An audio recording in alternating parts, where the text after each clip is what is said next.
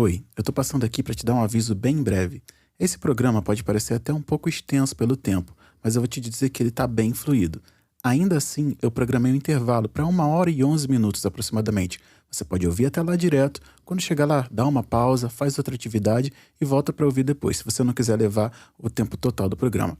Eu espero muito que você goste. Parentalidade, parte 1. Patriarcado e paternidade. Segundo Antonielli Luciano, o patriarcado é um sistema de relações sociais no qual prevalece a dominação masculina, e para mim é assim que ele se resume. Uma das analogias que eu já ouvi que melhor ilustram o patriarcado é como um monstro de vários tentáculos, sendo eles o machismo, a misoginia, o capitalismo, a LGBTQIAPN+, fobia, a escravidão, a desigualdade social e tantas outras mazelas que assolam a sociedade ocidental. Infelizmente, para essa primeira aproximação, a gente não pode falar de paternidade sem falar de patriarcado. Mas para isso, a gente vai precisar voltar um pouco no tempo agora.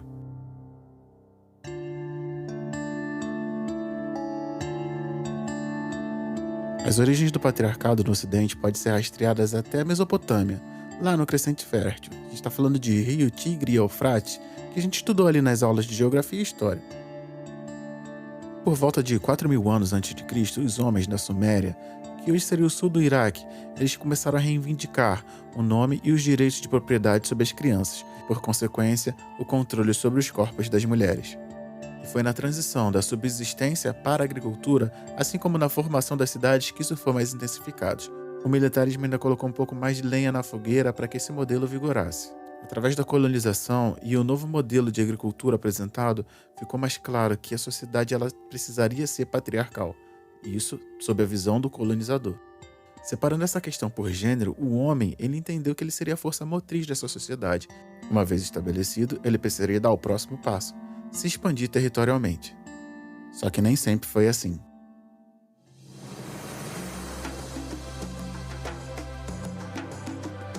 Durante a maior parte da nossa existência, nós, os seres humanos, não vivíamos sob domínio patriarcal.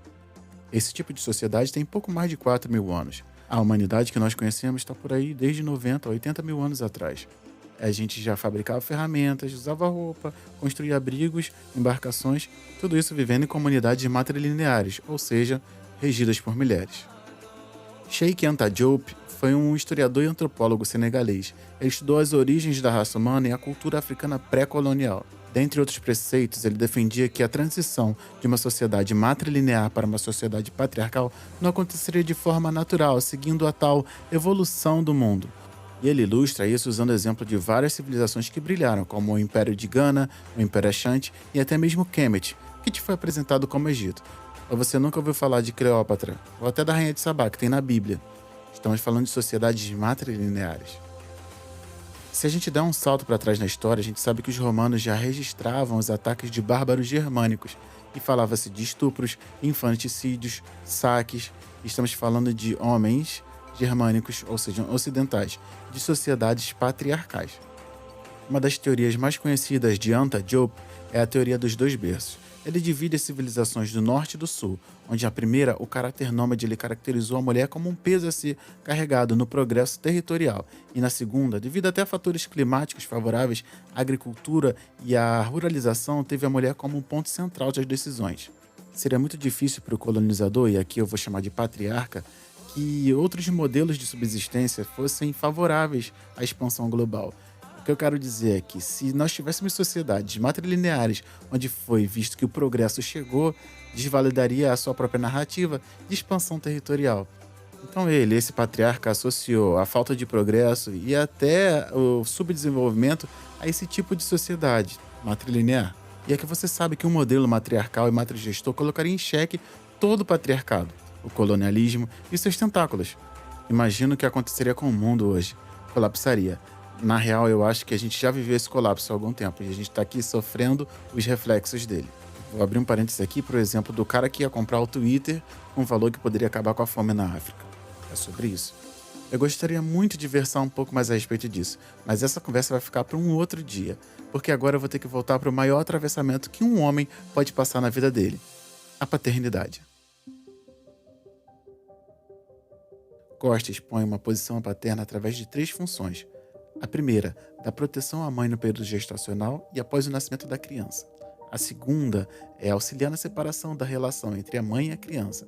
E a terceira função é gerar habilidade para que essa criança se diferencie da mãe, se tornando um modelo de identificação para o menino e um modelo de parceria para a menina.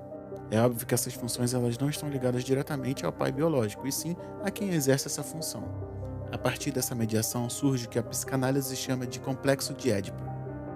Freud remonta o mito grego e diz que nessa fase a criança desenvolve uma relação quase que incestuosa com a mãe e ao mesmo tempo uma relação de conflito com o pai. Estamos falando da psicanálise que vem da observação ocidental das coisas. E eu não poderia vir aqui falar de Édipo, de complexo, sem contar um pouco do mito.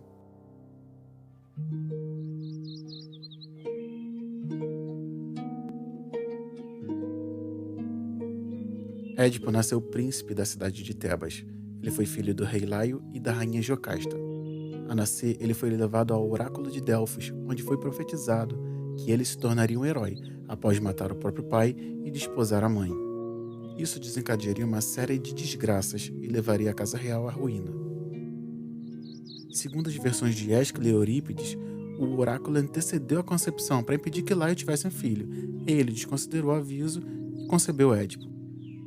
Aterrorizados, os seus pais, Laio e Jocasta, encarregaram um servo de deixar o menino na encosta de uma montanha, com os pés amarrados e com uma correia na altura dos tornozelos, para que ele fosse devorado por lobos. O servo teve piedade do bebê e entregou a um pastor. Esse pastor levou para uma cidade de Corinto, que era uma cidade vizinha. Quando chegou lá, Édipo foi recebido e adotado pelo rei, porque a rainha ela tinha acabado de gerar um filho que nasceu morto. Édipo cresceu como príncipe em Corinto, essa cidade, e acreditava ser um filho legítimo. Anos mais tarde, já adulto, Édipo procurou o oráculo de Delfos para saber mais sobre seu parentesco. O oráculo repetiu a profecia de que ele viria a matar o seu pai e casar-se com a sua mãe. Sem conhecer sua verdadeira filiação, Édipo acreditou que ele ia ser o assassino do pai que o criou, o rei, e casar com a sua esposa. Para evitar esse destino, Édipo deixou Corinto e partiu em direção a Tebas.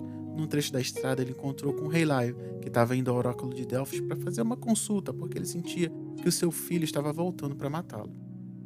Os lacaios de Laio ordenaram que Édipo deixasse a passagem livre para a carruagem do rei. Édipo recusou, e quando Laio passou, deu uma chicotada nele. Tomado pela fúria, ele matou todos, e deixou somente um homem vivo. Ele acreditava que aquele era um bando de malfeitores. Quando chegou em Tebas, Édipo soube que o rei havia sido morto recentemente e que a cidade estava à mercê da esfinge, um monstro que devorava todos que não soubessem resolver seu enigma. Édipo respondeu corretamente às questões propostas por ela, pela esfinge, e assim derrotou. Por esse feito, ele conquistou o trono do rei morto, fazendo jus casar-se com sua viúva.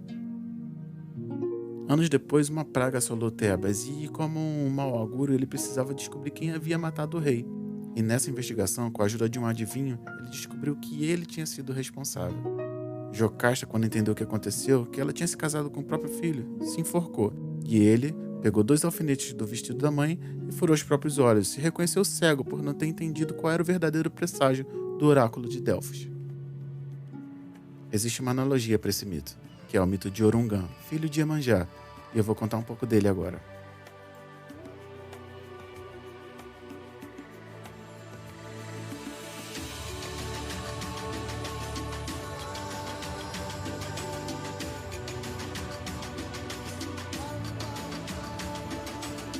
Conta a história que Iemanjá nasceu do casamento de Obatalá e Oduduá. Ela e seu irmão Agaju foram os primeiros a trazer os orixás para a terra. Entre seus filhos, Orungan nutria uma paixão desmedida pela própria mãe. Ele representava o que na mitologia africana podia ser semelhante ao mito de Édipo, que você acabou de ouvir agora há pouco. Certo dia, já não aguentando mais o desejo pela mãe, ele aproveitou a ausência do pai e tentou violentar Iemanjá, que resistiu às investidas e correu, para que a tragédia não fosse consumada. Mas durante a fuga, ela acabou falecendo, em decorrência de um tombo que levou. O corpo moribundo de Iemanjá acabou se inchando e deu origem a um grande manancial de água que brotava dos seus seios. Do seu ventre saíram vários outros orixás que são colocados como seus filhos. Entre tantos, a gente pode citar Xangô, Ogum, Oiá, Oxóssi e Omolu. Guardadas as devidas ressalvas, a gente colocar um mito do lado do outro, a gente repara que o mito de Édipo gera morte e o de Iemanjá, na cultura africana, gera vida. A gente consegue inclusive entender o papel da morte nessas duas culturas. Mas a gente vai falar um pouco mais dela numa próxima oportunidade, porque agora eu preciso voltar para a paternidade. O mundo do século XIX sofria mudanças em cima de mudanças, e a gente já até falou disso aqui numa ocasião anterior. O modelo econômico mudava para o capitalismo de consumo, que precisava de quem comprasse e quem produzisse. Estamos falando de clientes e mão de obra, gerando assim a economia e o seu giro global. A crescente produção precisava de mais mão de obra para que mais pessoas pudessem produzir, para que mais consumissem. Isso impulsionou a tecnologia, fazendo com que os modelos de produção em massa fossem mais necessários. Isso precisava de mais gente trabalhando. Nessa época, com a industrialização, ocorreu também um pouco do êxodo rural, fazendo com que as pessoas saíssem do campo e fossem para as cidades. Esse modelo acabou fazendo com que os patriarcas e suas famílias deixassem o campo e fossem para as cidades, porque era onde se gerava mais renda nessa época. Agora, tendo que trabalhar para garantir o sustento da família, o homem precisava ser ausentado lá, deixando os cuidados das crias com a mulher. E isso definiria um novo modelo de paternidade, a ausente. Não tem como falar de século XIX e paternidade sem fazer a distinção necessária entre a paternidade preta e a paternidade branca. Findado, entre muitas aspas, o processo de abolição da escravização do povo preto, as famílias pretas ficaram à míngua. Não houve reparação, não houve reforma agrária, não houve um projeto de inclusão dessa sociedade dentro do povo brasileiro. Muito pelo contrário, uma das primeiras ações que o Estado providenciou foi criminalizar pessoas que não tinham como comprovar sua renda. Criou-se a lei da vadiagem. No meu ponto de vista, esse foi um dos mais importantes marcos para criar essa distinção. Homens brancos não precisavam provar sua filiação e nem sua ocupação, pois eram fidalgos. Homens pretos, vadios. A partir daí, o mundo capitalista se encarregou de fazer a distinção das classes, uma vez que ex-escravizados e seus descendentes não teriam acesso pleno à sociedade do jeito que ela se apresenta.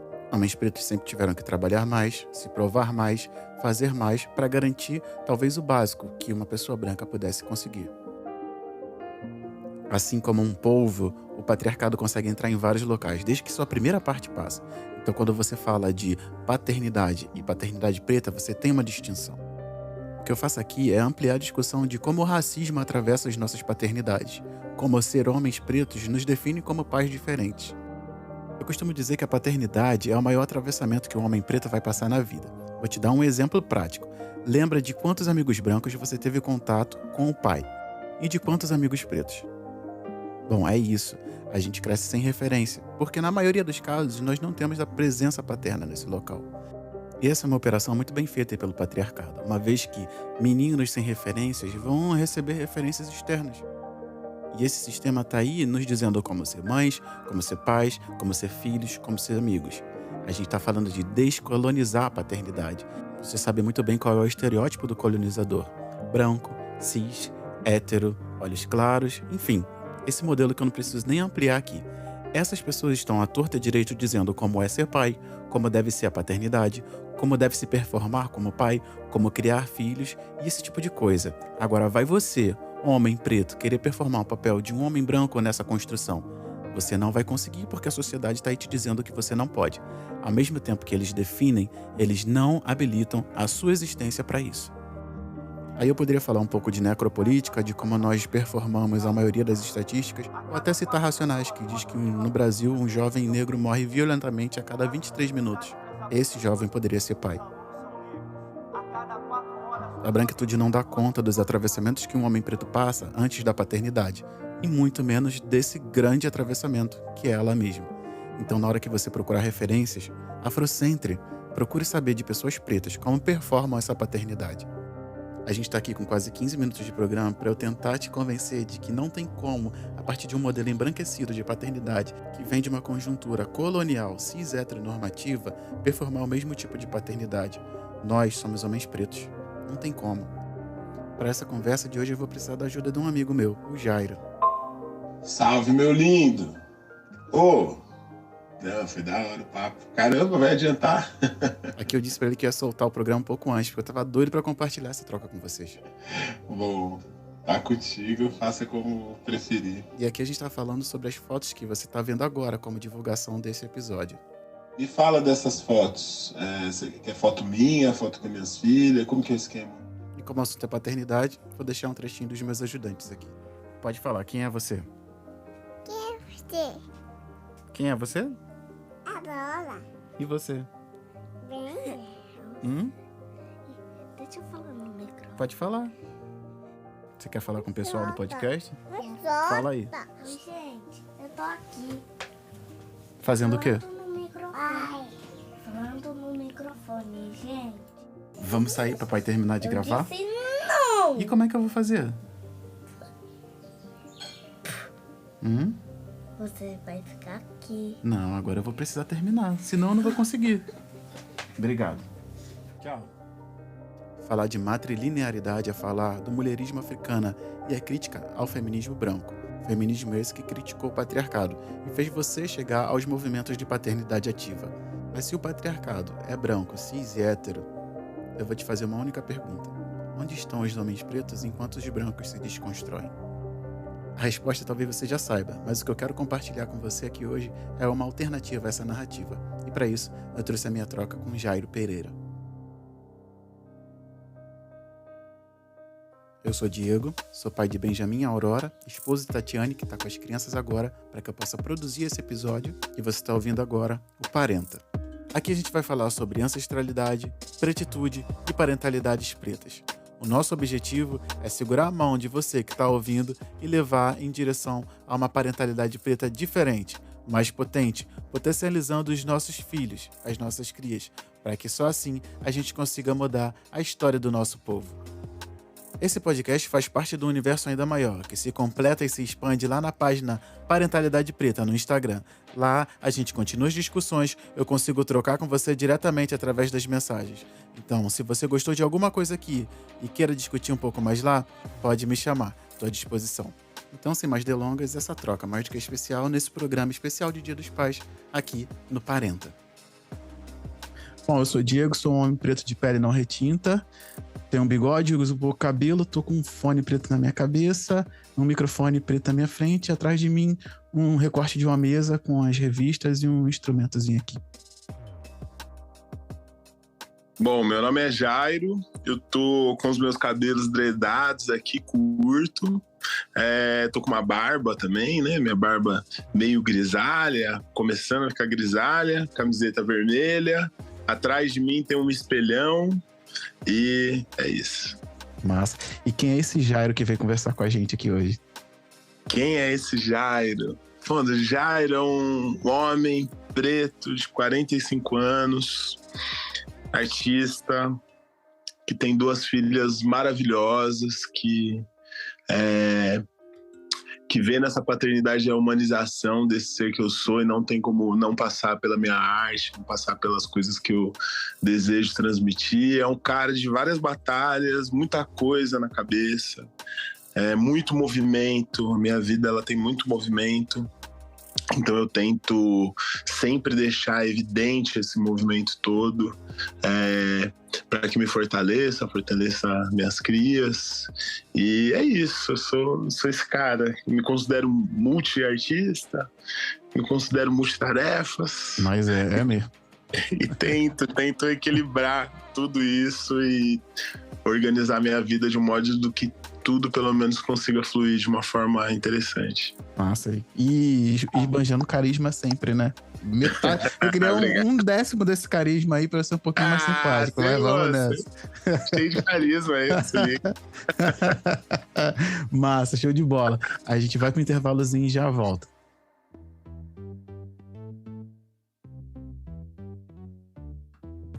Episódio 3 do podcast Parenta e nós estamos por aqui. Bom, eu queria te agradecer por permanecer, você que continua, e dar as boas-vindas a você que veio com o Jairo. Aproveitar vocês dois aqui e fazer o seguinte, eu vou te convidar para conhecer a campanha de financiamento coletivo lá no Apoia-se. O endereço é apoia.se/parenta.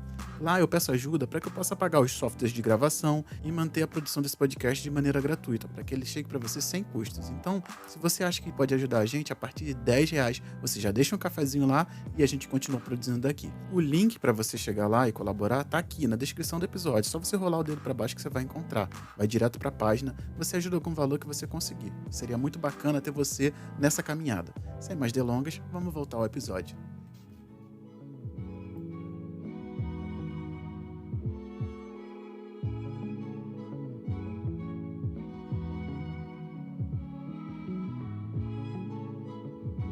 Bom, então a gente volta do nosso intervalo agora e a gente vai para as nossas trocas, né? Já vou direto para a primeira pergunta, que é, na sua opinião, qual a importância da presença paterna?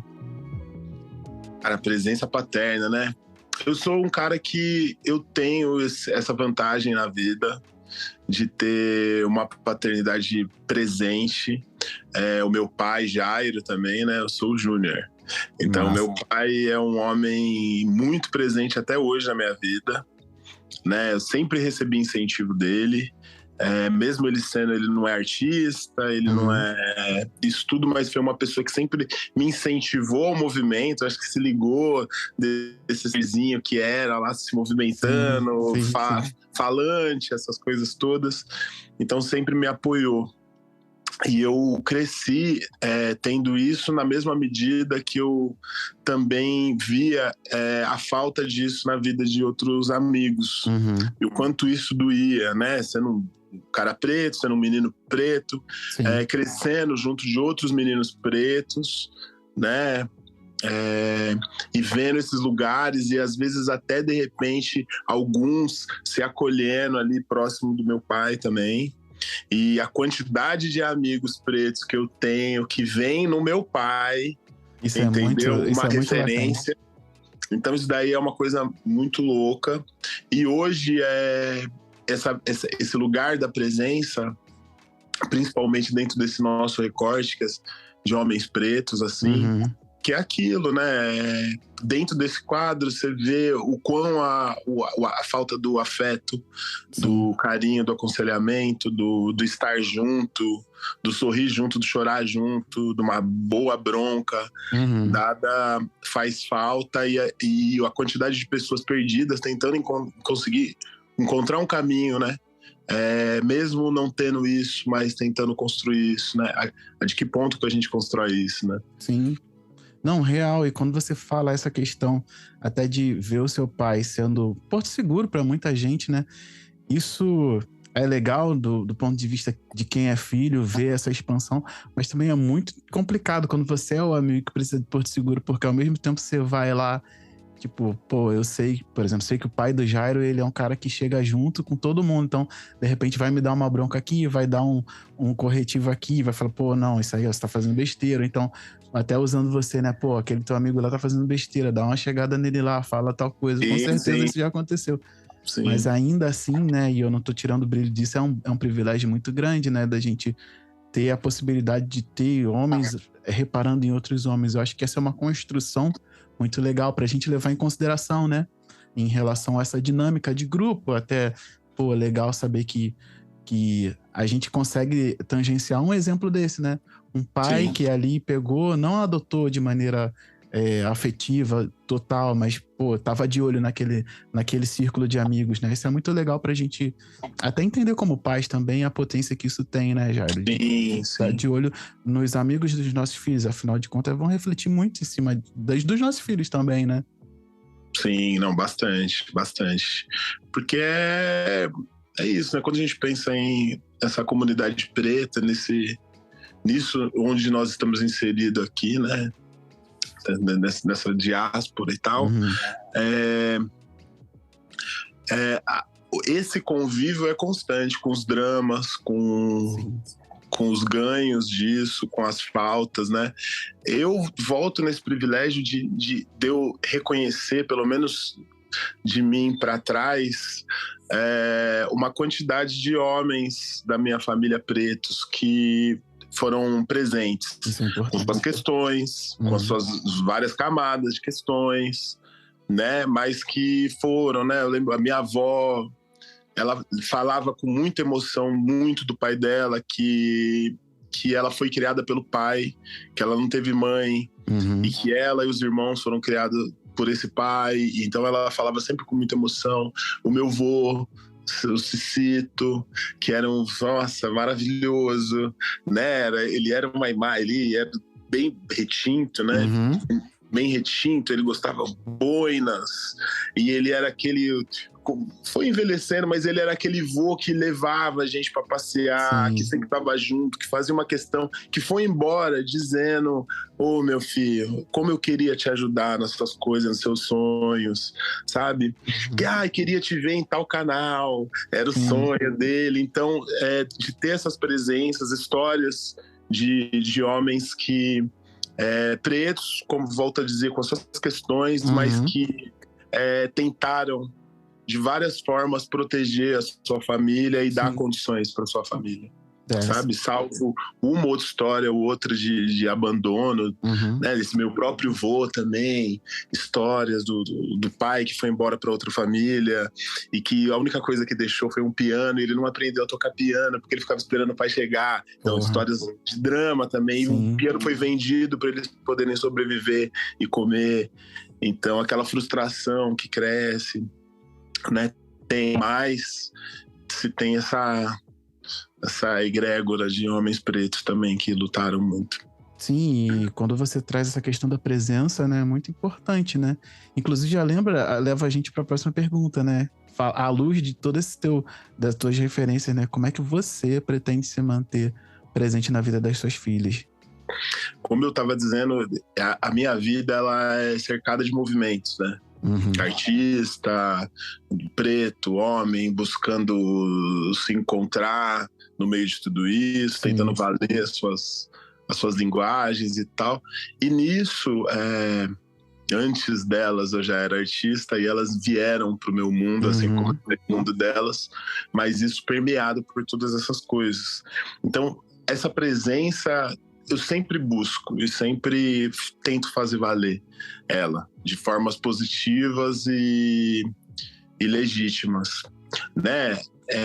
Como eu disse, sou um homem preto tentando me encontrar nesse mundo, buscando as minhas raízes, tentando entender os caminhos que me trouxeram até aqui, inclusive as linguagens, né, de que é ser homem preto, esse negócio do afeto, saber a importância do afeto, né? É uma busca minha, do meu trabalho e tal, porque eu entendo cada dia mais o poder que isso tem sobre a nossa comunidade num todo, e o quanto isso foi negado pra gente, o quanto isso foi massacrado, né? A gente tá falando, a gente fala de homem preto, né? Às vezes existem tantas questões em volta disso, e às vezes até mesmo uma cobrança. Mas a gente pega também a estrutura dessa história de homens separados de suas famílias, da impossibilidade de demonstrar afeto, porque quando estava com as suas crias, tinha que fazer com que as suas crianças fossem fortes o suficiente para poder lidar com o peso do racismo, da violência, da escravidão, do chicote, e até hoje da polícia, da não sei o que lá, e das políticas e das exclusões, silenciamentos e tal. Então, a minha presença, ela se dá através de todos esses pontos críticos que eu levo. A minha presença se dá de eu tentar sempre estar o mais próximo que eu consigo com o tempo que eu posso, e eu agradeço ao universo de eu poder ter grandes tempos e momentos muito bons. Também reconheço que isso tem um percurso todo aí, né? Eu tenho 2 filhas, né? Então tem todo um percurso, cada uma de um tempo diferente. Então esses percursos todos para chegarem aqui e me formar, né? São relacionamentos. A minha mais velha é de um relacionamento que eu fiquei mais tempo com a mãe dela, a mais nova menos tempo, né? E hoje tem famílias, né? Essas famílias se tornaram outras famílias, e aí tem esse diálogo, as formas que se dão dentro desses tempos. A gente não mora junto, não mora perto, e mesmo assim não fazer questão de passar uma semana longe e de tentar se comunicar, e quando se tá perto, mostrar o meu mundo, querer saber do mundo dela, e brincar, e dar risada, porque eu também, meu humor é doidão, então eu também não posso isentar. Inclusive isso também, esse lance da presença, eu também lidar com esse Jairo, com o Jairo, como você disse, que é simpático, aí, ao mesmo tempo, como eu lido com isso, porque isso é a forma que eu performo no mundo mesmo. Deve ter a ver com Sagitário, meu signo, deve ter com... Meu signo não, que é Capricórnio, mas com acidente Sagitário. Sim. Então deve ter tudo isso daí, e também tentar me colocar nesse lugar também de firmeza, de saber que, vocês têm um porto seguro aqui. Né? É como eu sempre levo com elas uma coisa, né? Eu tenho um pai que ele, como eu disse, que ele é presente, que ele é tudo isso que tal, mas é um cara mais fechadão. Sim. Né? Muitas das histórias dele eu não soube por ele, eu soube pela minha avó, né? Pela minha prima, pela minha tia, sabe? Então ele tem uma coisa que também tem uma história de luta, né, foi engraxate, foi isso, foi aquilo, e ele era office boy numa empresa, e depois ele foi estudar, e aí ele estudou, e aí ele volta para essa empresa, e hoje ele é gerente dessa empresa. Então tem uma construção de história de luta que são o espelho, né? Aquela coisa de olhar para esse homem e saber, cara, eu não sou esse homem. Sabe? Olha só a trajetória desse cara. O cara vendia cocada, engraxava sapato, sabe? O cara saía de Suzano, que é a minha cidade onde eu moro, para ir pro centro de São Paulo, fazer bico, fazer essas coisas todas, ajudar em casa. Eu já cresci num outro lugar. Eu já cresci nessa coisa mais fartura dentro dessa possibilidade dele, e ele querendo, não, meus filhos não vão ter essa coisa, né, dessa coisa bonita também, meus filhos não vão passar pelo que eu passei, eu vou tentar dar o melhor para eles, e ele realmente é eficiente nisso, ele é muito eficiente, né, e principalmente estruturalmente. Então, lidando com esse espelho é entender que eu não sou ele, mas que as lições de tentar dar sempre o melhor. E essa coisa do... Eu sei o quão é importante o diálogo e a troca de ideia e o abraço. Então, tentar transmitir isso para elas confiarem, né? E não que meus pais, eles não me deram sustento para que eu confiasse neles. O mundo era outro também. O meu mundo foi outro. Sim, com certeza. Então, que eu tento mostrar, que eu costumo falar isso, que várias vezes, várias situações que aconteceram também nessa construção de homem, eu silenciei, eu não quis falar para eles, para não mostrar a fraqueza, para que eles não se sentissem mal, sabe? De situações que eu passei, violentas e de racismo e tal.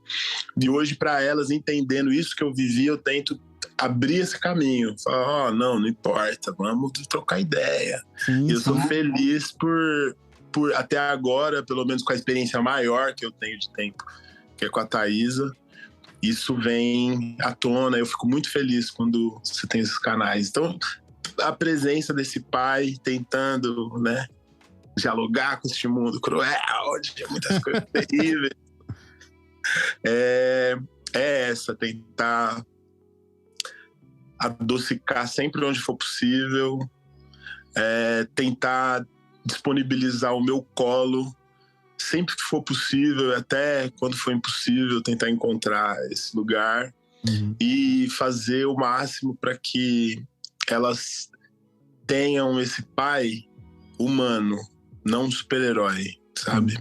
Sim, real. Não, e é isso que você falou, né? No final das contas, eu gosto de botar muito nesse local que eu acho que é muito importante da gente se forçar a estar, né? Que é o da vulnerabilidade, né? Quando você falou, agora que você falou em não ser super-herói.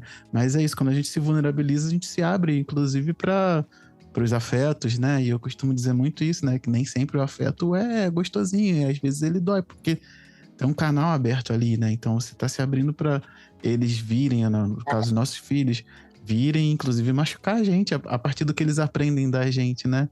E talvez a barreira de ser sisudo, ou então essa barreira geracional que a gente encontrou para trás, também não tenha aberto esse local onde o diálogo permeia também, né? Como eles podem fazer tudo a partir desse diálogo, desse afeto, dessa vulnerabilidade, inclusive machucar a gente quando estão ali com suas questões bravas e tal. Mas, como você falou, ter esse canal aberto para frente e ir para trás, inclusive, né? É muito importante, né, cara? Porque aí a gente consegue estar presente, né? Não é só aquela questão de estar por aqui, estar presente, estar acessível, né? Eu acho que é muito disso também, de verdade. Show de bola. Bom, vou para a próxima pergunta, que a gente até falou um pouco a respeito disso, né? Que é como é que ser um homem preto influencia na sua paternidade. Ah, sim. Cara, tem esse lugar, assim, de coisas que pontuam, né, a minha existência nesse mundo, nessa sociedade, que é ser um homem preto e que tá a todo momento enfrentando o racismo, dialogando com o racismo. Não deveria ser assim, mas né? Estamos numa sociedade totalmente colonizada e embranquecida e tal. Então a nossa existência no mundo, ela se dá através de diálogos, pacíficos ou não, né? E artísticos também. Como ser homem preto influencia na minha paternidade? Isso sai desde o menino preto, que passou por todas as coisas que passou, principalmente no período de escola. Eu costumo considerar, eu passei depois de jovem, depois de coisa, eu passei por situações de racismo bem pesadas, mas já numa fase onde eu compreendia melhor o que estava acontecendo. Mas agora, ser uma criança preta, né? O assunto hoje cada vez mais traz em voga. Eu tento levantar essas questões sobre o quão é necessário a gente proteger as nossas crianças pretas, né? E para mim, proteger as nossas crianças pretas inclui o afeto, inclui a conversa, inclui a abertura. Então, passar por ser esse menino preto, sofrer violências pesadas mesmo. Eu considero que eu vivi, né? Minha experiência de mundo hoje, inclusive, me mostra também, foi necessário eu passar por certas reflexões muito fortes, depois de adulto, para compreender o quão foi pesada essa minha infância enquanto criança preta, menino preto. De receber violências de lugares onde você não esperava, não desejava, de entender ser negro da pior forma possível, né?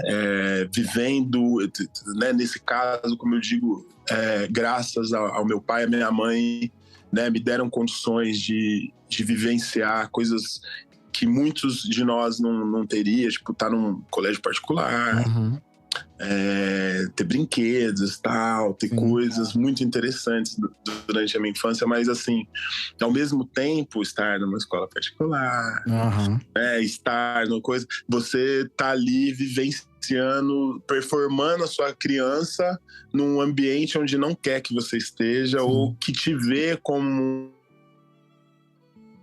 uma ameaça, te vê como um possível ladrão, que te vê como um invasor, que te vê como um sub-humano. Então, crescer nisso daí. E hoje, me ver pai e ter esse diálogo com as meninas, passa por todas essas experiências, né?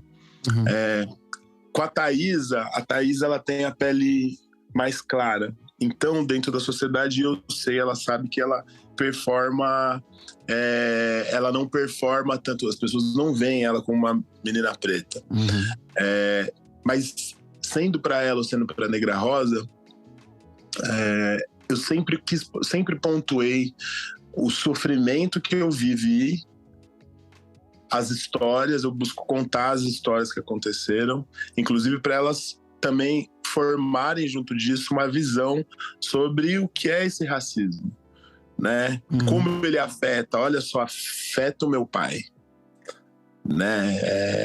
Reconhecer isso, ver isso e dizer isso adiante, para mim, acaba entrando num lugar de educar também. Né? Essa firmeza. Já a Negra Rosa é mais nova e já uma menina preta caracteristicamente. Eu também busco falar, busco essa afirmação, esse lugar de afirmar, de trocar ideia com ela, de falar as histórias. Às vezes tem histórias, mano, que pesada que eu passei. E na idade dela, sabe? Sim. E quando eu vejo ela, eu fico pensando em mim naquela idade. Só que o que me deixa feliz, que a gente já tá num outro mundo, que a gente tá com outras referências, e as conversas com ela são diretas, da ponto dela reconhecer. Ela é uma mina que ela vem trocar ideia, ela reconhece onde ela sofreu racismo. Pode ter um recorte cruel disso, a gente vê e tal, mas pra mim é positivo. Uhum. Que é o que eu falo pra ela. Você tem que saber, tem que identificar e tem que saber que quando aquela pessoa falar pra você tal coisa, ela está sendo racista e o racismo dela é a inferioridade dela. E se é a inferioridade dela, você tem que ver esta pessoa nesse lugar. Isso não pode acertar você. Veja, olha só que pena que esse ser humano não conseguiu atingir um estágio de evolução. Sabe? Então é alimentar ela disso, desse imaginário, dessa construção, de tentar conseguir compreender quem é aliado e quem não é, sabe? Dela falar de amiguinha, dela falar assim, fulana de tal, tenho certeza que ela não é minha amiga, porque ela é amiga de todas as meninas. Todas as meninas são minhas amigas. Mas ela não me chama pro aniversário dela, ela não sei o que lá, e eu acho que ela não gosta de mim porque eu sou preta. Mas você brigou com ela? Não. Não. Eu falei, é isso aí, filho. Infelizmente, ela, pais dela e tal. E é isso daí, porque minha filha também estuda graças num colégio particular. Uhum. Como eu gostaria que fosse? Não. Com muitas crianças pretas, gozando de uma educação, de um atendimento, de uma atenção equânime, né? Não é. Então, ela não vai deixar de estar lá, mas ela vai saber o que é estar lá. Sim. Sabe?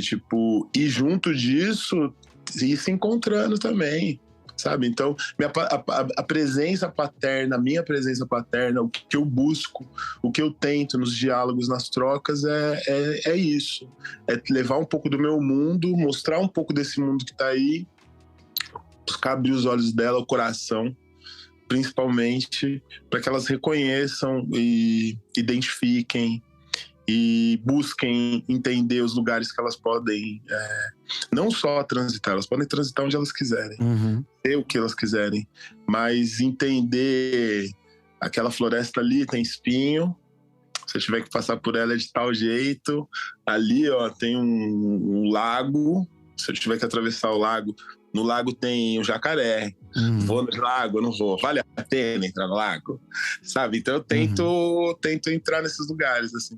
Não, massa demais. Isso, inclusive, já respondeu que seria a nossa próxima pergunta, né? Como é que a gente vai falar a respeito disso com nossos filhos, né? Não, mas é isso mesmo, cara. Eu acho que você conseguiu levantar várias questões aí bem bacanas. Eu só cabe a mim concordar, de verdade. Só vai saber quem passou pelo racismo, quem entendeu o que é.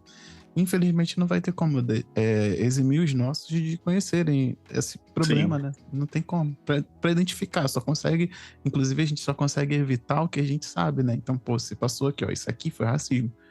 Você não precisa mais ficar nesse local, você não precisa mais dessa pessoa, você não precisa mais disso. Ela causou isso em você, a gente vai trabalhar no que ela causou, mas saiba que daquele mato não sai coelho, né? Sim. Show de bola, pô. Obrigado por isso, obrigado por ter falado aí, ter acrescentado tanto. Massa. Bom, então a gente vai para nossa última pergunta antes do intervalo, né? Que eu queria que você falasse um pouquinho das suas filhas, da Thaísa e da Negra Rosa. Um pouquinho de cada uma. Bom, falar de Thaísa e de Negra Rosa, né?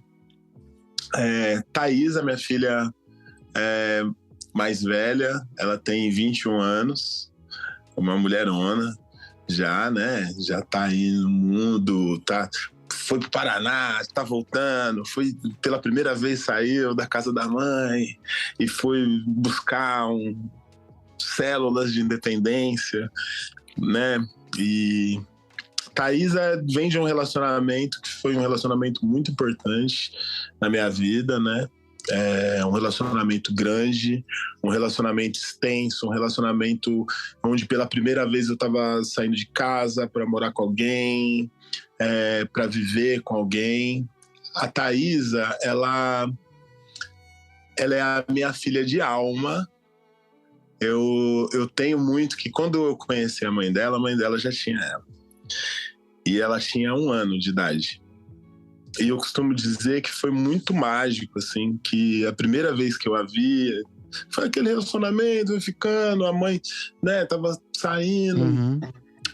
Pela primeira vez, voltando a sair, teve uma gravidez com consequências, situações graves, né? O pai da Thaísa faleceu durante essa gravidez, então ela veio ao mundo sem esse pai. Então, 1 ano, 2 anos, 1 ano e meio e tal, quando eu conheci ela, eu lembro que quando eu vi a Thaísa, isso foi muito louco. E ela era uma criancinha, um bebezinho, não um bebezinho, um bebê. Foi uma identificação, assim, de cara, assim, tipo, de olhar e parecia que eu conhecia aquela criança. Nossa. Mágico. Eu não sei, coisas da vida, coisas espirituais. Das vidas, das vidas e por aí vai. E foi isso. O relacionamento foi ficando sério, foi crescendo. Teve a primeira vez, acho que com 4 anos, 4, 5 anos, que ela me chamou de pai. Demorou um tempo para ela me chamar de pai e tinha toda essa relação, essa coisa que ela tinha a foto desse pai que ela não conheceu e tal. Mas foi com 5 anos que ela me chamou de pai, mais ou menos, assim. E a partir dali não parou mais de chamar de pai. Então, eu nasci como pai através da Thaísa. Maravilha. Não é? Então, e foi se construindo essa relação que parte de um outro lugar. E que é hoje que eu tenho muito orgulho dessa relação mesmo, assim, de diálogo, de troca, de como ela interage comigo, o que a gente foi construindo, né? No meio dessa história tiveram separações também, tiveram questões e foram lutas a serem travadas. Em busca dos não desligamentos emocionais, acho que principalmente, né? E Thaís é isso. Thaís é uma mulher incrível, é uma mulher inteligentíssima, é uma mulher que eu tenho a felicidade pelo caráter dela, pela forma como ela se liga as questões, as pessoas, o lado humano dela. É uma pessoa de quem eu tenho muita felicidade de fazer parte da vida dela. Muita, assim, muita. Ela vai estar escutando isso, ela sabe o quão. E Negra Rosa, Negra Rosa, um relacionamento também com uma pessoa incrível, mas foi curto, né? Foi uma gravidez que veio no susto. Rápida. No susto, rápida. E pegou todos de surpresa, diferente da relação com a Thaís, que foi se construindo, uma paternidade. Mas é pai.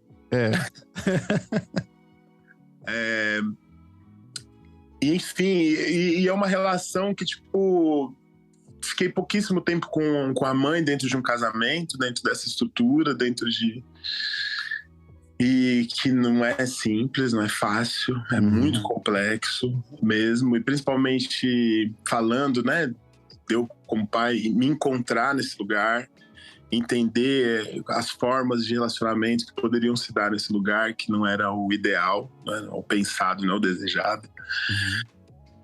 E cresce Negra Rosa, ao mesmo tempo no meio disso tudo, né? 2 artistas, a mãe é uma artista também, muito movimento, uma artista incrível, que é diretora de um coletivo preto, que é Os Crespos, e diretora e tal. Então, eu costumo dizer, Negra Rosa já nasceu no palco, já nasceu no palco não, já se criou já no palco, na barriga da mãe estava em cena, né? Então ela já parte de um outro lugar, que ela cresce no meio de artistas. E Uma menina muito engraçada. Muito engraçada. Ela é engraçada, a natureza dela é engraçada. Eu acho que tem... Assim como a Thaísa tem pontos que puxou meus, e na mesma medida, mais velha, já se criou, já tem 21 anos, buscando os caminhos dela, os encontros dela e tal. A Negra Rosa, ela traz características muito específicas, como que é ser artista, já performa ser artista. Então é possível enxergar as coisas que ela busca de referência em mim e na mãe. Sim. Né, nesses lugares. É uma menina danada que só. A Thaísa foi uma criança que gostava de subir numa árvore de leve, andava numa bicicleta mais suave. Não, Negra Rosa é aquela que vai descer a ladeira. E ela vai, então, tem que estar em estado de atenção com ela. Porque ela gosta de aventura. Então, esse é um traço que ela traz muito de mim. Que fui skatista, lutador, jogador de basquete, uma criança. Então, a Negra Rosa eu percebo que traz, mas com outras informações de um outro mundo. Essa menina preta, característica que, né, já desde quando no colo, indo numa padaria, tomar um café. Ai, que bonitinha, que bonitinha. Qual que é o nome dela? Negra Rosa. Ai, credo, já ouvi sem dó. Nossa, sem dó. Sem dó, né? Negra Rosa sai de um lugar, uma historinha até bonitinha, assim, de começo. Que bom, vai ser Negra Rosa, né? Tal, decidimos, eu e a mãe, o nome dela vai ser Negra Rosa, e é isso aí, porque é muito bonito e tal, e vai ser Negra Rosa. E aí, no dia nasceu, vou no cartório. Nossa, já fui no cartório armado de todos os argumentos possíveis e já vou responder, né? Por causa do nome. Eu já tava assim, se falar alguma coisa, fala aí, Bianca. Bianca pode. Blanca também. E não sei o que lá, já tava com tudo isso no coração. Daí eu cheguei no cartório, fui lá com os papéis e tal, né? Quando chegou a pessoa, eu falei, Negra Rosa, o nome é Negra Rosa. A pessoa, como?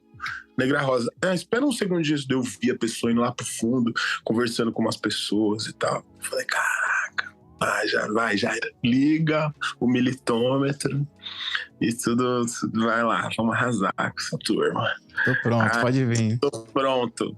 Aí as pessoas, veio tipo um cara, que é o cara que me atendeu, mais umas 4 mulheres. Aí vieram assim, aí falou assim, senhor, a gente pode te parabenizar e te dar um abraço? Porque esse é o nome mais bonito que entrou nesse cartório. Aí, cara, que massa. É tão bonito, eu até chorei na hora. Eu falei, puta, já imbuído de toda aquela emoção e tal.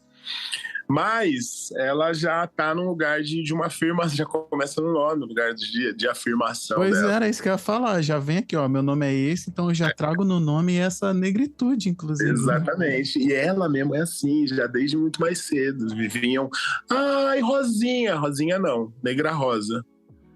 Ai, Rosa não, Negra Rosa. Massa. Pode chamar até de negra, mas se botar só o Rosa, desde muito cedo ela já... Nossa. Ela já afirma esse lugar.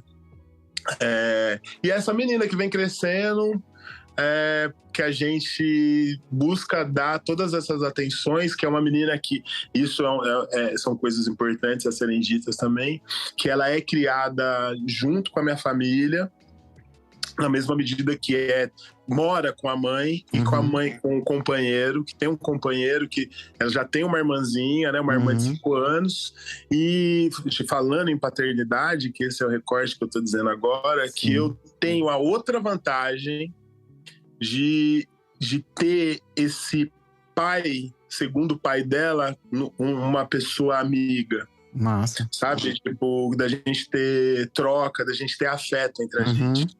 Então, isso daí, eu olhando essa sociedade, como as coisas se dão, como as coisas funcionam, situações muito próximas de mim, ou até alternativas onde esses diálogos eles não existem e não se permeiam, e onde são lidados dentro dessas coisas tão cruéis, como possessividades e propriedades e ciúmes e tal, até de outros amigos que tem, que fulano tal tem ciúme, ou o amigo tem ciúme, falou, mano, Você tem que ter ciúme do cara, velho, que tá com a sua...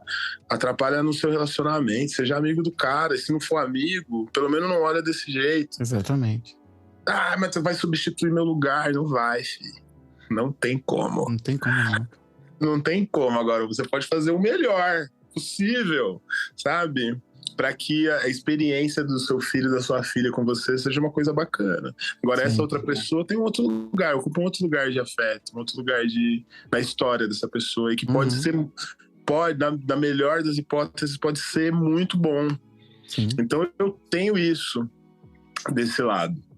E isso ajuda, eu acho muito bonito dessas crianças terem isso e de poder sentir um outro lado desses homens que se conversam e que são afetuosos, sim, e que são carinhosos, porque ele também é uma pessoa muito carinhosa, muito presente, muito atencioso.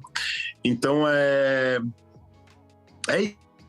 ser o pai delas, acho que a Negra Rosa traz essa característica que eu acho que eu já coloco nesse lugar de famílias cruzadas.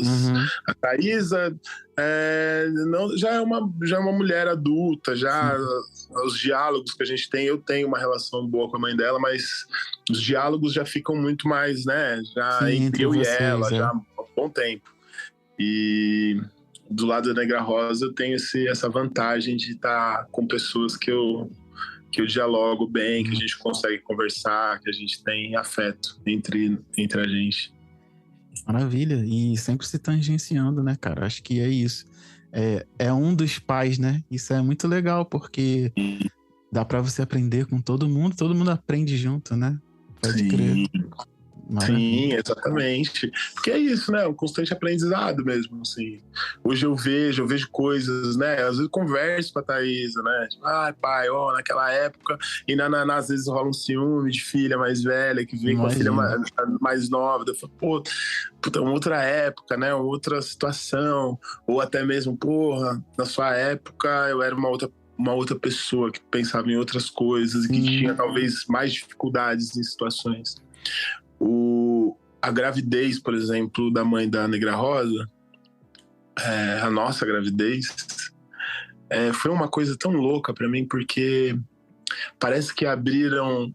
Eu tinha feito antes dela nascer, antes dela nascer não, antes de saber da gravidez, eu tinha passado por tava várias fitas, várias coisas. Aí uma amiga falou, tem uma mulher, cara, que ela é massa. Ela faz uma terapia assim, assim, assim e tal.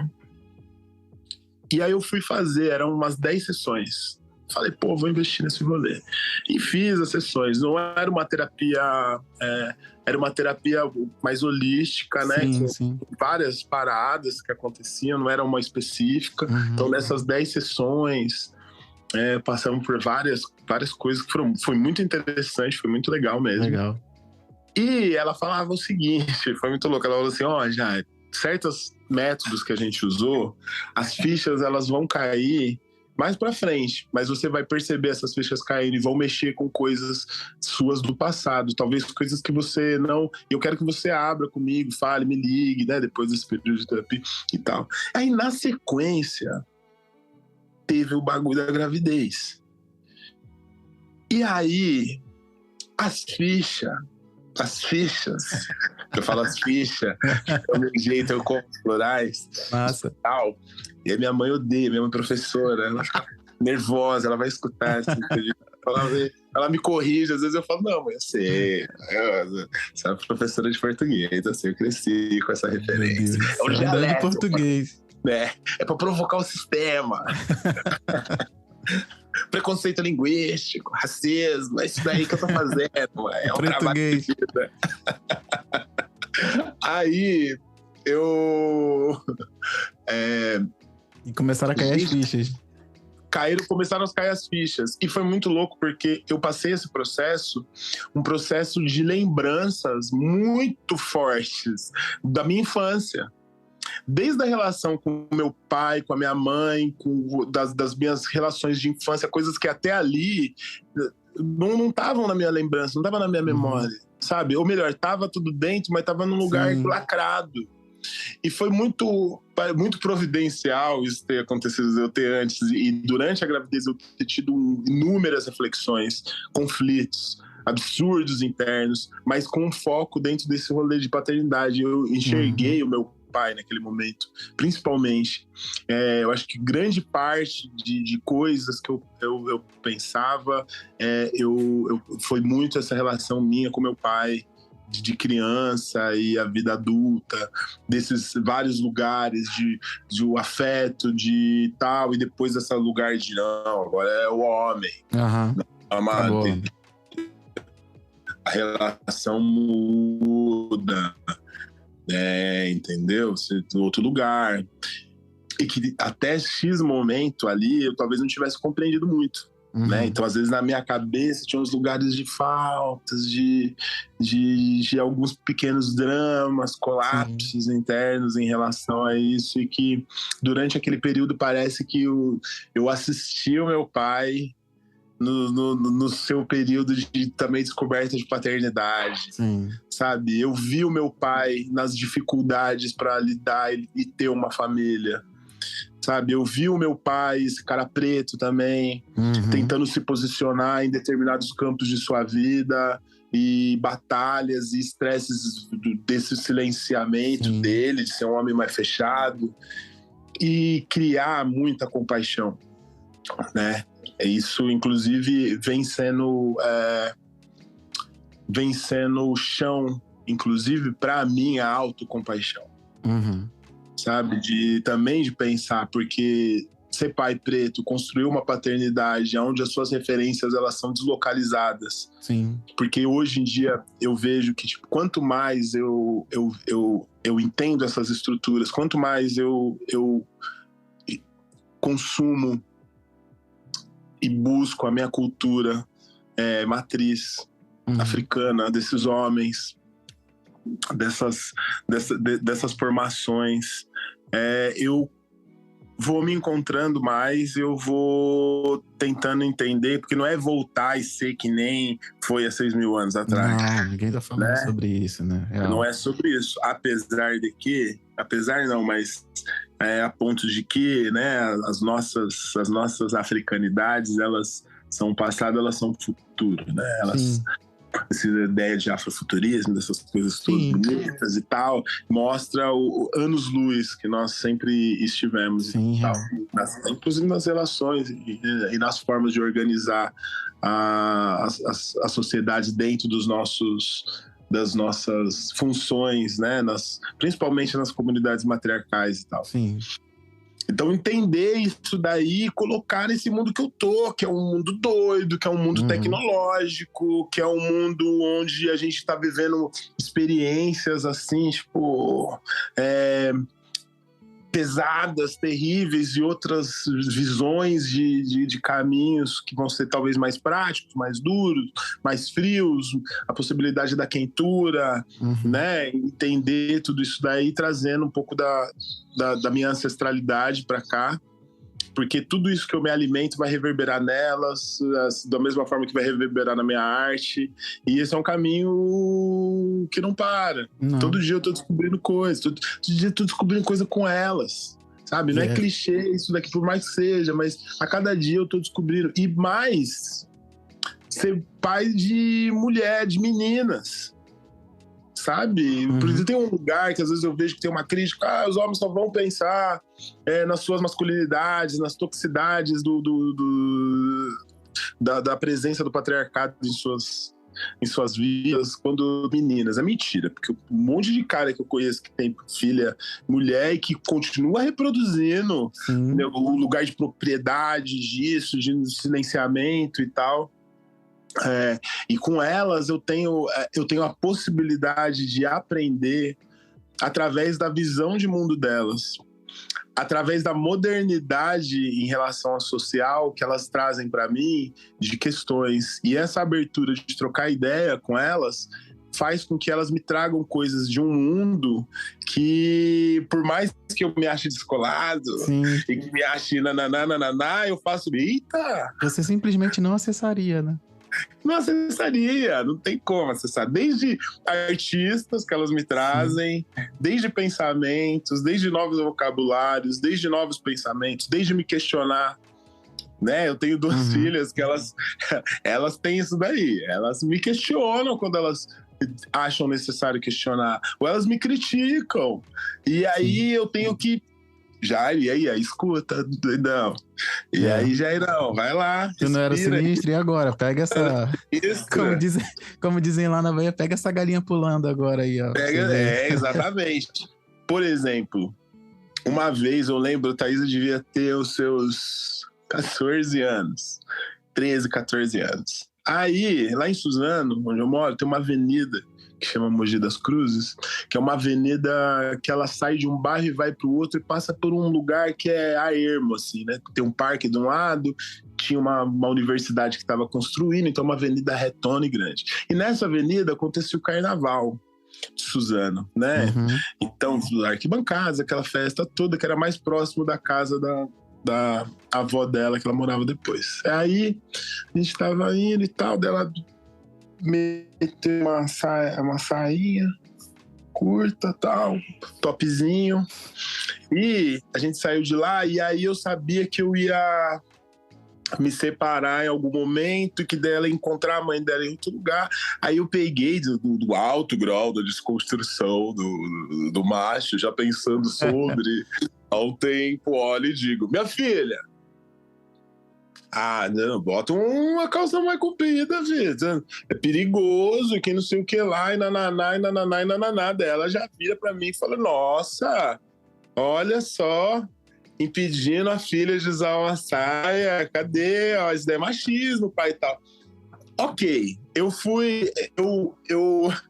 aceitei, eu falei, está certo, aí hoje... Mas depois eu fui flexionar um pensamento também e entender que, tipo assim, não, mas peraí, também tem uma preocupação de pai do risco para eu saber que mundo que também eu vivo, né? Mas ao mesmo tempo, o que sobressai no final? O diálogo. Ela entender a humanidade daquilo que eu sou e que essa ideia esse machismo de construção patriarcal branca tá na minha vida, então aprendo com elas a todo momento. Negra Rosa, uma outra vez também, a gente conversando e tal, batendo papo, falando sobre arte, aí mostrou Beyoncé, mostrou não sei o que lá, e ela falando que ia ser artista, e aí ela solta isso daí, ó, vou te dizer que foi com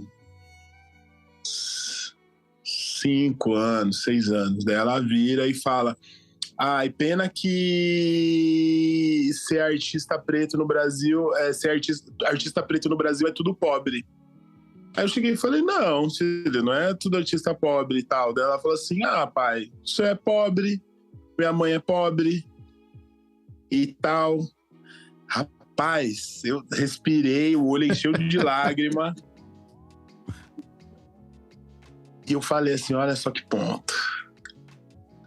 Então eu vou ter que flexionar aqui o meu pensar, o meu jeito de pensamento para explicar para ela que sim, que o racismo faz isso com artistas pretos, uma vez que ela já se sente uma artista e que tá aí, mas que não, que é possível ela se dedicar ao que ela ama, que é possível ela construir lugares onde ela ama, do que ela ama fazer, não necessariamente visando o dinheiro daqueles que são ricos, mas potencializando aquilo que ela quer fazer e mostrando ao mesmo tempo que sim, temos poucos, mas temos, e vão ser mais, sabe? Mas rasga o coração na hora dessa explicação aí, você deu daí você fala assim, caralho, vou ter que falar isso com ela mais umas 10 vezes, porque nessa uma eu não vou, sabe? Sim. E aí você se torna uma pauta da tua vida também. Vira pauta, exatamente. Voltando em lugares, assim como com a Thaís, de conversas que a gente tem. Às vezes são pautas eternas, às vezes minha filha, eu sei que seu pai tá falando isso de novo e tal. Mas que ao mesmo tempo você sabe a importância, às vezes também de uma repetição, né? Sim. sou ator, né? A arte da repetição. Então eu tenho que colocar isso na vida também, de um lugar sabendo que certas coisas não vão entrar uma vez. Sim. Mas que bom que tem alguém para falar 1, 2, 3. Exatamente. Né? Meu pai falando 1, 2, 3 vezes, minha mãe falando, e até hoje, em período jovem, que chato, E aí depois você entende, fala assim, olha, isso precisa cristalizar na minha cabeça. Exatamente. Eu vou fazer... Não, pode crer. E ter esse senso, né, de que, calma aí, eu entendi essa questão e vou ter que trabalhar. De não simplesmente chegar, né, dessa altura do campeonato, nessa conversa, já fica claro, de chegar assim, não, isso é assim porque é assim e tal. Não, você vai ter que entender, a gente vai ter que desconstruir esse conceito.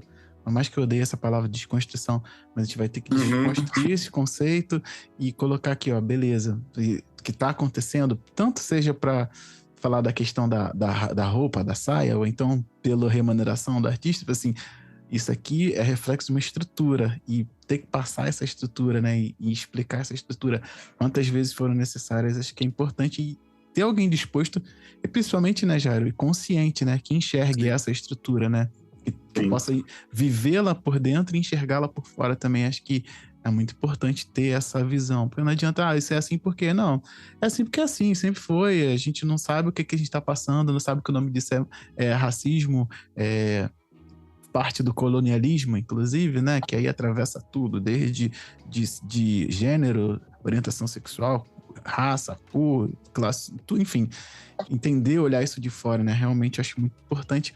E acho que é por isso que a gente precisa sempre estar falando também, né, dessas questões da mazela colonial em cima das nossas parentalidades. Eu sempre falo isso, até trago no meu discurso, é decolonizar a parentalidade para entender da onde você está enxergando o que você vai entregar para as próximas gerações. Muito show de bola você trazer isso nessa conversa, porque é exatamente o que eu penso mesmo, de verdade. Show de bola. Massa. Bom, eu vou chamar um intervalinho aqui e a gente já volta, jogo rápido. Bom, tô passando aqui só para te agradecer mais uma vez por estar aqui no Parenta, dizer que a gente também tem outro programa na grade. Se você voltar aí no feed, vai ver que tem um resenha que acontece uma vez por mês, eu junto os meus amigos pra gente trocar uma ideia sobre paternidade, construir essas pontes e essas relações que a gente vem falando tanto, de homens pretos trocando sobre esse assunto tão necessário. Bom, eu esperei a chegada até aqui para te perguntar, será que depois disso tudo não vale a pena apoiar esse projeto? O endereço eu já falei aqui, tá na descrição, apoia.se/Parenta. Vê se você consegue dar uma forcinha e aí a gente joga esse conteúdo no mundão. Vamos nessa? Bom, então a gente volta do nosso intervalo agora e a gente tá chegando no final, né, na nossa troca. E eu vou perguntar a você se você tem alguma mensagem para deixar para as próximas, para as futuras, para as gerações passadas, para quem vem ouvir a gente em algum momento. Tenho. Eu acho que é uma coisa até que a gente já falou e passou. Eu acho que, sendo homem preto, eu acho que meu lugar de fala nesse mundo, aqui também espero que seja referência para outros pais novos. Um dia esses dias agora, faz pouco tempo, um seguidor meu, preto, falou, pô, Jairão, amo seu trabalho, não sei o que lá e tal. Cara, fiquei sabendo que você é pai, tô assustado. Assim, se abrindo, sabe? Tô assustado, eu tô numa situação que eu não tô entendendo o que fazer. Você pode me indicar alguma coisa? Eu indiquei sua página, indiquei o outro, indiquei outras pessoas. Eu falei, segue essas pessoas, veja isso. Mandei um videozinho, vira e mexe, mandou um negocinho pra ele e tal. Massa. Porque é isso, né? A gente não... Infelizmente, a gente não teve uma cartilha.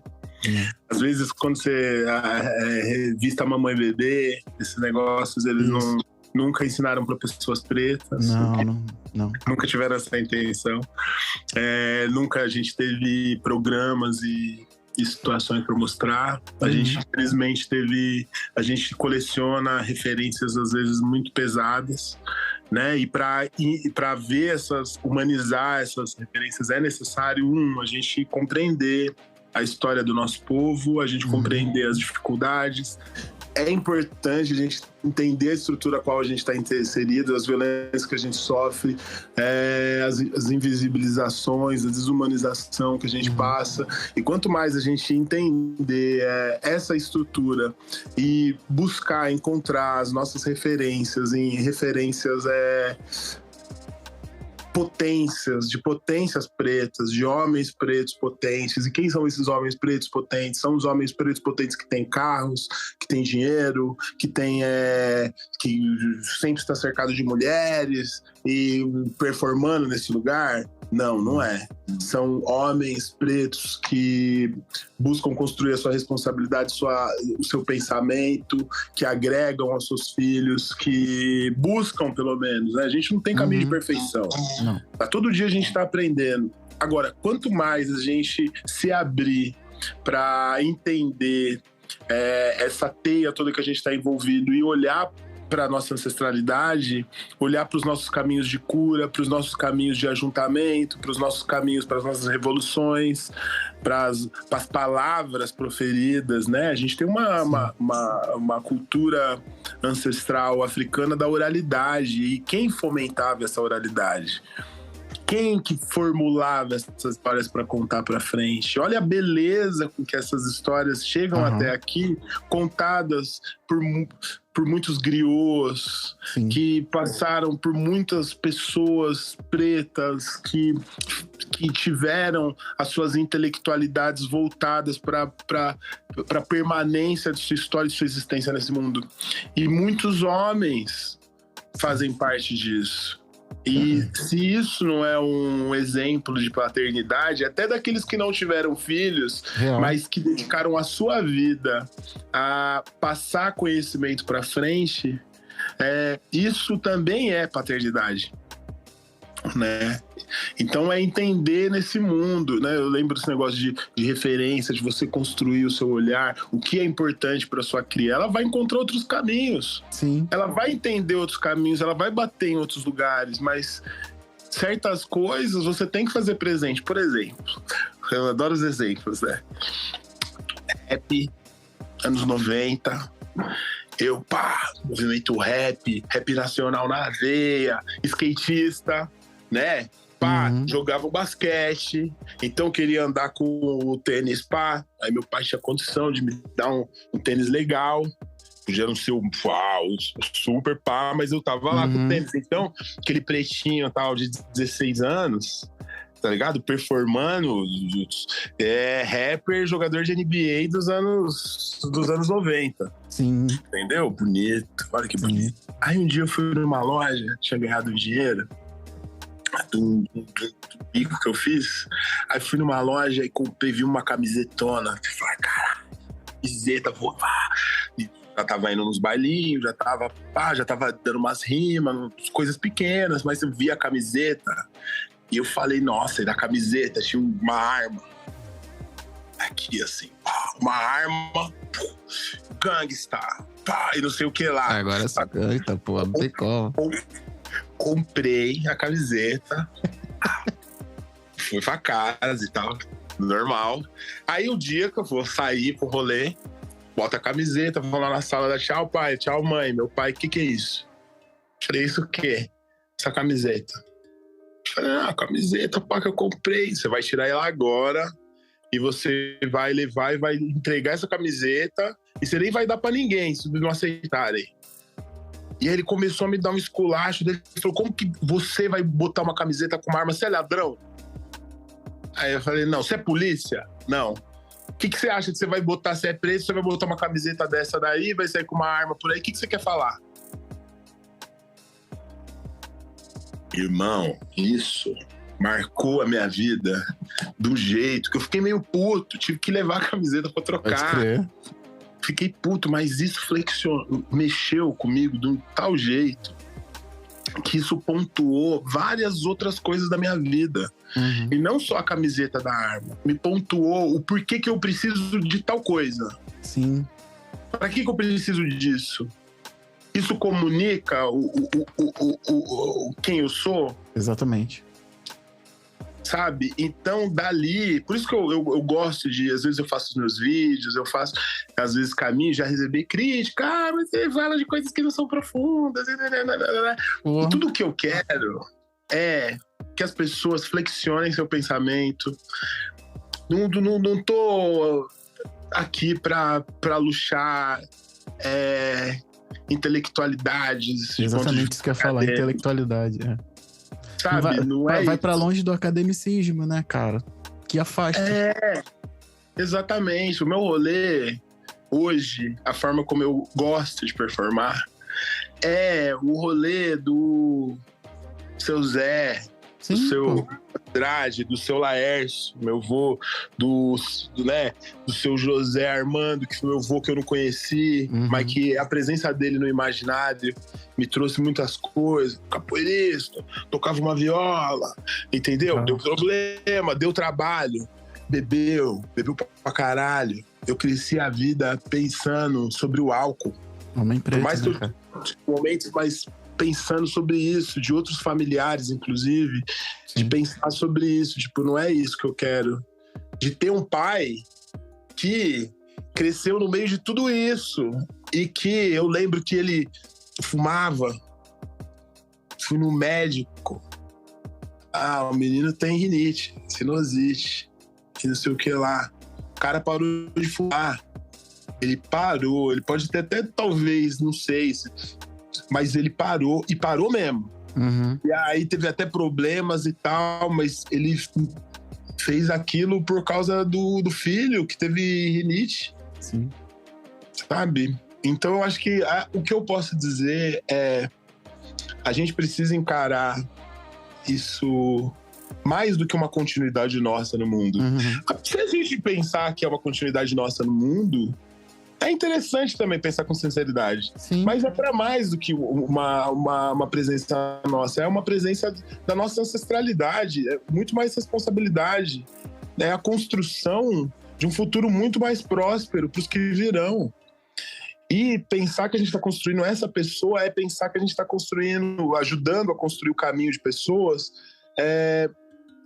mais humanizadas, pensando em pessoas que vão ter menos sofrimentos se a gente se esforçar em passar talvez o melhor que a gente pode para elas, vão ter menos sofrimentos porque vão compreender mais desses lugares.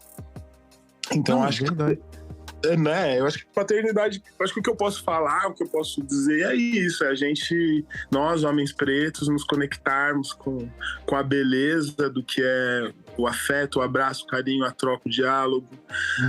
Nós, homens pretos, nos abraçarmos, ter compaixão da gente, saber que a vida, infelizmente, ela não foi feita para que a gente performasse a nossa verdade. E a partir disso, a gente cai, a gente levanta, a gente apanha, literalmente, de outras formas também. Mas que se a gente tiver foco na missão em buscar o melhor do que a gente pode ter, isso vai reverberar para os nossos filhos, para as nossas filhas. Que a gente é uma vitrine, sim. Sabe? E às vezes a gente tá no erro, sabe? E beleza, tá no erro, filho, mas e aí? Vai como continuar, não vai chegar lá e resolver, não vai se resolver. Exatamente. Então, de todas as relações que a gente vai ter na nossa vida, é aquele clichêzinho. A gente tem ali pessoas que vão provavelmente amar a gente, na melhor das hipóteses, a vida toda. E se elas não amarem a gente a vida toda, elas vão ter uma relação de um sentimento para com você a vida toda. E esse sentimento será o quê? Exatamente. Você constrói, escolha suas moedas, escolha suas cartas. Você vai mesmo permitir que uma cria sua tenha um ódio de você, que você seja uma pessoa inflexível, dura, que não fale, que não troque, ou você vai se permitir a possibilidade de ter uma relação que vai ser até o final da tua vida, onde você vai aprender, onde você vai rir, onde você vai chorar, onde você vai buscar ser uma pessoa melhor e compartilhar isso com essas pessoas, sabe? Então, é isso, homens pretos. Maravilhoso. Amem mesmo. Descobrir o que é o amor de fato na nossa vida, não o amor que vendem nas cartilhas, né? É isso. Máximo, máximo. Eu vou voltar só numa parada que você falou, que eu não poderia deixar de falar em relação ao que você disse, e é uma fala da minha esposa aqui em casa, quando você disse assim, eu gosto de me comunicar dessa forma aqui, eu falo aqui mesmo, despojada e tal, na rede, mandando um beijo e tal. Minha esposa fala muito disso, às vezes me chamando muita atenção, ela fala assim, se o teu discurso não atinge os seus pares, ele é vago. Então não adianta você vir, chegar e falar um monte de groselha, assim ninguém vai entender, né, cara? Então é muito disso, real. E eu queria deixar, aproveitando que você levantou essa bola, eu não posso deixar de tentar dar um corte nela. Aqui no podcast, a gente tem um programa que é uma roda, a gente simula, é um projeto imersivo, que a gente simula uma roda de bar com pais conversando. Então, quem chegou aqui com você, eu tô falando já com quem tá ouvindo a gente, pode voltar a alguns programas e ver que eu recebo junto com os amigos meus que são pais pretos pra gente conversar. Então, o programa ele vai ao ar porque é o nosso grupo de resenha, é o nosso grupo terapêutico ali de pais, onde a gente troca como homens pretos pais, falando desses perrengues que você ilustrou aí, que de repente nem todo mundo tenha com quem conversar. Eu tô dizendo isso porque eu sei que tem gente que te acompanha que vai vir aqui e eu quero fazer o convite para essas pessoas não somente de ouvirem, mas de procurar, porque esse grupo ele existe, ele é vivo e ele funciona. Então, assim, é um grupo de apoio onde a gente troca. E aí eu não é querendo aproveitar que você levantou, mas eu preciso deixar porque é daqui da casa. Então, tipo, o bagulho apertou, pode procurar, porque a gente tem um local. Não é só um programa de pais conversando sobre paternidade preta. Aqui dali é a ponta do iceberg que a gente faz nas trocas para que as pessoas saibam que nós estamos aqui. Que esse papo que você levantou, ele existe, ele pode existir. Basta que essa porta se abra por dentro de quem queira procurar o diálogo. E, por último, eu queria te agradecer por esse baile, cara. Não vou dizer aula, porque não. Mas esse baile, fala sério. De verdade. Mano, eu fico muito feliz, assim, de estar participando aqui contigo. Desejo muita luz para esse podcast vigorar, prosperar, e o quão é importante isso que você está dizendo, desses diálogos e das nossas presenças, né? Porque a gente vai disseminar e cada um vai descobrir no seu lugar, mas que bom a gente poder ter espaços onde a gente possa conversar sobre as nossas vulnerabilidades, sobre os dramas, as situações difíceis, conversar sobre as nossas alegrias, né? Infelizmente, dentro dessa sociedade foi suprimido da gente, às vezes, diálogos que são tão importantes e trocas que são muito importantes. A gente vê, às vezes, os homens se juntam e vão falar sobre esportes, sobre futebol, vai falar piadas. Eu vejo muitas relações masculinas que são só isso, assim. Vai falar uma coisa ou outra do trabalho, vai xingar alguém, vai tomar no cu, vão rir, vão beber, e que é muito bonito, é muito importante, um lugar de acolhimento. Só que agora, se a gente potencializar essas trocas com ideias sobre família, sobre a criação, sobre, vou chorar aqui, sabe? Vou chorar, eu tô passando por uma situação, me dá uma luz, né? Eu acho que é muito importante. Eu fui numa cidade de interior, fui convidado numa cidade de interior, bem pequena mesmo, para falar sobre masculinidade. Né? Me chamaram para falar sobre masculinidade geral, e era uma cidade foi muito interessante porque era uma cidade de uma plantação, né? de tangerina, essas paradas todas. Então, é uma cidade que a comunidade dessa cidade eram a galera que trabalha na lavoura. Então tinha muita gente preta, outros não, mas muito humildes, né? E aí eu toquei nesse ponto de falar sobre começando a falar assim, quando você tem uma situação X tal, uma crise com um filho, com uma filha, você senta com seus amigos pra conversar? Tipo, de boa, assim, trocando ideia. Daí, ninguém. Eu falei, sério? Não, e você? Não. E você? Não. Quando você tem uma situação X que acontece, com quem que você conversa? Você conversa com... Quem é que é amigo? Daí todo mundo... aqui todo mundo conhece todo mundo. Você conversa com ele? Qual que é o seu nome? Seu Antônio? Você já conversou com o seu Antônio sobre... Seu Antônio parece ser um cara que tem uma vida, tem quanta gente na sua família, e nananana, mas você já conversou com o seu Antônio sobre isso? Não. E riam, e não sei o que lá e tal. Que isso é um recorte ali de uma cidadezinha, de pessoas que plantam tangerina, e que você pode descolar e falar. São pessoas que não têm, de repente, uma escolaridade. Mas aí, quando você vai ver, você junta um bando de gente que foi lá e que estudou até o 3º colegial e começou uma universidade, de categorias diferentes, pergunta a mesma coisa. A resposta é a mesma. É a mesma. Então, é por isso que é muito importante isso que você está fazendo, essa sua iniciativa. Agradeço muito estar aqui, poder falar, né? Geralmente é isso, as pessoas vão vir me falar sobre a arte, vão falar sobre o meu trabalho, vão vir falar sobre esses lugares. E às vezes eu fico muito feliz. Eu gosto de falar, de qualquer jeito, da minha arte, eu amo falar. Sim. Mas eu fico muito feliz quando vem outros temas que para mim são essenciais e que são tão importantes para mim, até mais do que às vezes até a arte do que eu faço. E puxando o gancho para falar de arte, eu tô lançando dia 20 de agosto meu 3º disco, que chama Monocromático, vai estar em todas as plataformas digitais. É um disco que ele foi feito no período da pandemia, de isolamento.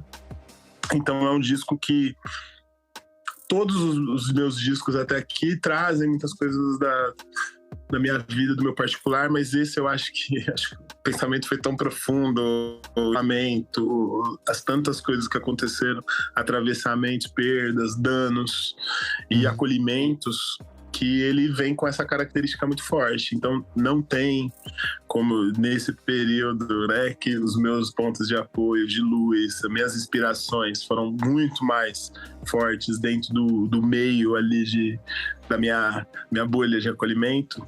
Então esse é um disco que ele traz nele a minha visão de paternidade, ele traz nele esses meus pontos de luz, que são minhas filhas, e que eu quis pontuar nesse disco de forma muito forte por uma necessidade artística minha, por uma necessidade humana e porque é necessário transmitir. Do mesmo jeito que você tá aí fazendo esse trampo, eu acho que é necessário transmitir o amor, né? Você vai falar de amor nas músicas, nas poesias. Homens pretos falam de amores do mesmo jeito que eu mesmo falo, amores afeto-eróticos, afeto e tal. Aí você fala sobre perdas, aí você fala sobre isso, você fala, mas como é difícil você falar de família, né? Você pega uma música ou outra, alguma situação ou outra, mas desses homens falando do amor por seus filhos.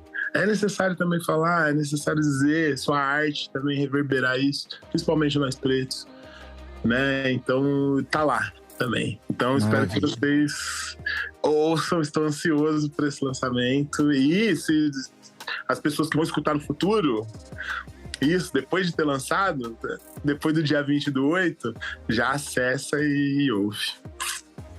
Bora. Jairão, muito obrigado, cara, por ter vindo aqui, ter falado, ter se exposto, ter botado pra fora tanto essas coisas muito bacanas. Ter vindo aqui, ter falado comigo, com a gente, com todo mundo que tá escutando, cara, muito obrigado, de verdade. Se você não tiver mais nada, só me resta te agradecer novamente. Ô, meu irmão, muito obrigado. Eu fico muito agradecido mesmo e feliz, viu? Pela sua simpatia grandona. Não sou lá um Jairo Pereira, mas tô tranquilo. Essa simpatia com isso que você passa. É bonito também ver as suas postagens. Massa, obrigado. Suas crias. E é bonito isso, a gente tem que colocar, né? Como dizia um amigo meu, William, uma vez, numa conversa, um preto lindo, de 2,7 metros, sei lá. Ele fala o seguinte, ele fala, quando pegam na minha mão, olham na minha mão, a mão dele é grande, né? Isso aconteceu comigo, é maior que eu, mas isso é uma coisa que reverbera. Ele fala, nunca quando alguém olha pra minha mão e vê uma mão grande, olha pra minha mão e a primeira coisa que pensam é, nossa, mano, já pensou uma porrada dessa mão? Ele nunca alguém vem me falar, porra, já pensou um carinho dessa mão? É isso. Então isso já mostra, né, o local. lugar de treta. Então, que nós mostremos para o mundo e potencializemos Achei. a possibilidade, a quantidade de amor que nós, homens pretos, temos para dar e ensinar outros que esse caminho é um caminho possível, válido, importante, necessário e necessita da gente se esforçar para que ele não morra na gente e Por para isso que a as gente, futuras. por isso que a gente se expõe, né? É. Verdade. Obrigado. Muito obrigado. Bom, eu acho que já foi dita muita coisa aqui. Eu espero que você tenha um Dia dos Pais bem bacana. Se você comemora essa data, se você não comemora, espero que ele seja suave. Se você está escutando isso depois, espero que tenha sido bom para você. Espero de verdade que você continue aqui com o Parenta e aproveite os outros programas da grade. Eu sou Diego, pai de Benjamin e Aurora, esposa de Tatiane, que me ajudou a fazer esse episódio acontecer. E no meio das férias, entre uma troca de fraldas, um acolhimento, um abraço, um choro, um ataque de raiva e outras coisas que você sabe que criança faz muito bem, pesquisei, roteirizei, produzi, gravei, editei, entrevistei, troquei e fiz esse episódio acontecer. Esse é o podcast Parenta. Bora pra mais uma?